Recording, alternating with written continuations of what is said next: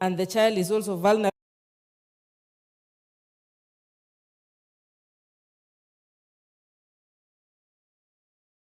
While I was transversing my constituency recently, I came across so many issues.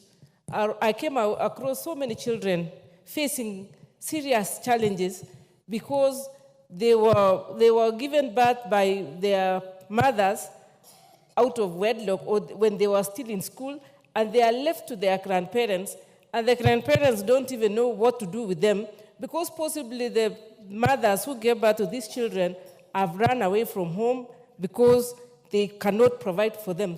It becomes very problematic.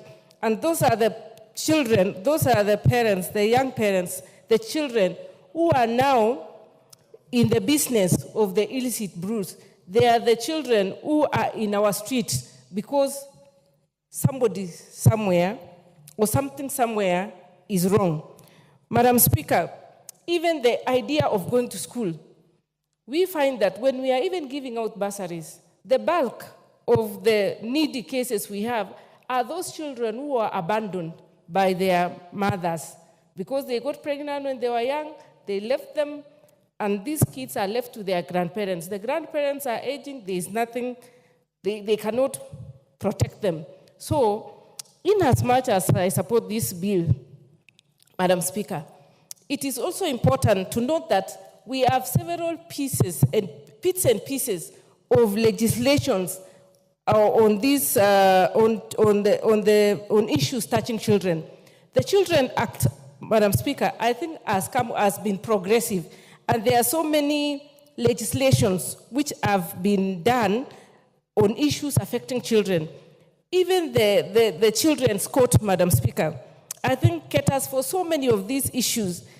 It's only that I think the mover of the bill should redraft it in as much as she wanted to bring a framework to look into issues of children.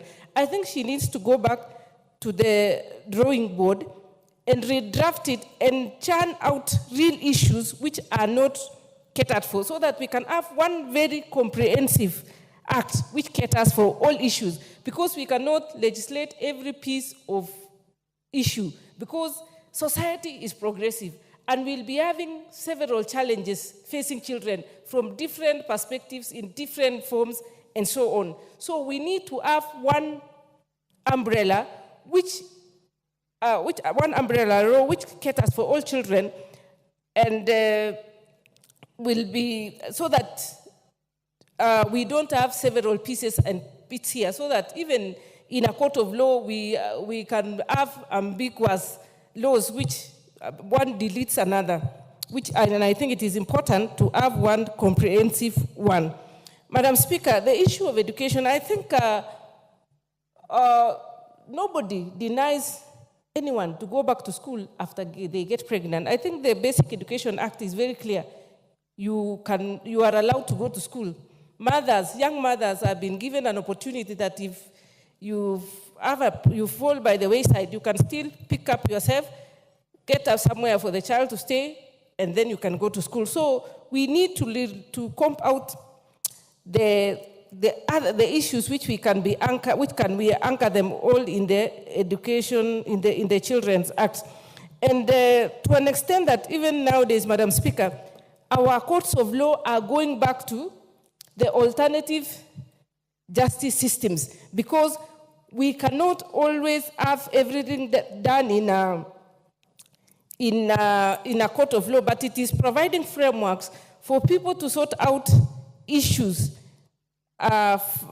societal issues, through a way of alternative system. And they have, I think the Chief Justice and the entire judicial system has come up with a very comprehensive ways of sorting out these issues in a very harmonious way, or making the people decide. But of course, for children, it becomes problematic because children issues are children issues. They can be mismanaged. And we also have to be very careful so that we don't destroy the moral fabric of society. Why do I say this? Because we should not just encourage or plan for an illegality. For instance, a young girl having sex at an underage. I mean, that one, there's also a provision in law for that. So we shouldn't be we shouldn't look into it so much to an extent that now we go back and destroy the moral fabric. We love people just young girls getting pregnant, and because they know the child will be protected, the child will be taken care of, the child will be taken to a center, a care center, a child will be provided for in terms of medication and so on, to an extent that we forget that morality is also important. And it should be very clear, it should be made very clear that when you are a child, when you are a student, sex is a no-go zone. Wait until you are of age, go to school until you are done with your school, and then the rest comes. I mean, you do the right thing at the right time. But in an event that there is an accident, it's accidental, that you got a child when you are underage, or you are defiled, or I mean those which are accidental, then now we can look at such issues, but should be provided in an umbrella Children's Act, so that we don't have bits and pieces of legislation dealing with this issue. Today somebody else will come to bring another bill on another aspect of the Children's Act, another one. So we should just have one umbrella. Thank you, Madam Speaker, for giving me the opportunity. Honorable Member for Kilifi North, Honorable Baya. Thank you very much, Honorable Speaker. Honorable Speaker, issues and matters of children are very delicate and complicated, and therefore must be handled that way. And when we bring in a lot of legislation, pieces of legislation on matters children, we continue to expound the problems that bedevil children. That said, Honorable Speaker, I want to thank the mover of this motion, the co-sponsor of this motion, Honorable Beatrice Kemei, and I want to congratulate her for being one of the very few members of Parliament to bring a fresh bill into Parliament. A lot of us have brought amendments, but here she is presenting a whole bill into the National Assembly. And I want to congratulate you for that effort, and ask you that as we speak here and as many people contribute, please take note so that you can improve on that. But congratulations on that feat. Secondly, Honorable Speaker, sometimes we might handle simple situations in a more complicated manner and handle complicated situations in a simpler way. Why am I saying this? Some of these issues have already been legislated, and some of them are policies that are out there. For example, when a child gets pregnant, a girl gets pregnant after she delivers, she can go back to school. That is given, and that is practical, and that is happening. Do we need to legislate on that? Honorable Speaker, a lot of the things that are in this bill are things that parents should do. Do we want to legislate on what a parent must do, what he must not do? Are we not becoming superfluous in legislation? I know the Honorable Speaker is a renowned professor of law. And when we come and we speak matters of law here in this house, we have to be very careful. And that's what I'm trying to do. So that I don't offend a lot of the knowledge that is out there. But I also want to say this. I want to say this, that the girl who gets pregnant, and I want to refer to a message that a lady called Lewa, Kasichana Lewa, has sent to me and said, Honorable Member of Parliament, when a girl gets pregnant in school, she's sent away, but the boy remains in school and continues to study.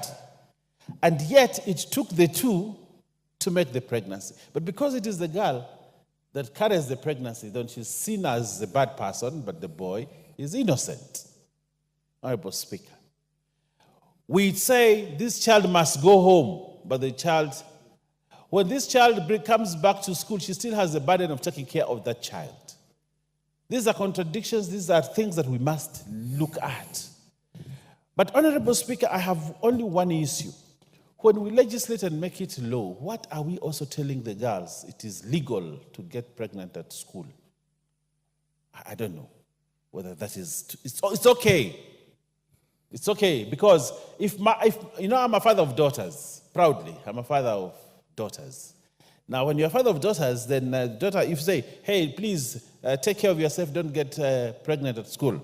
My daughter, being clever, she'll tell me, but you see, Dad, the law provides that if I get pregnant, I can still continue to school, so why are you stopping me from getting pregnant? So these are some of the interesting things that we need to look at.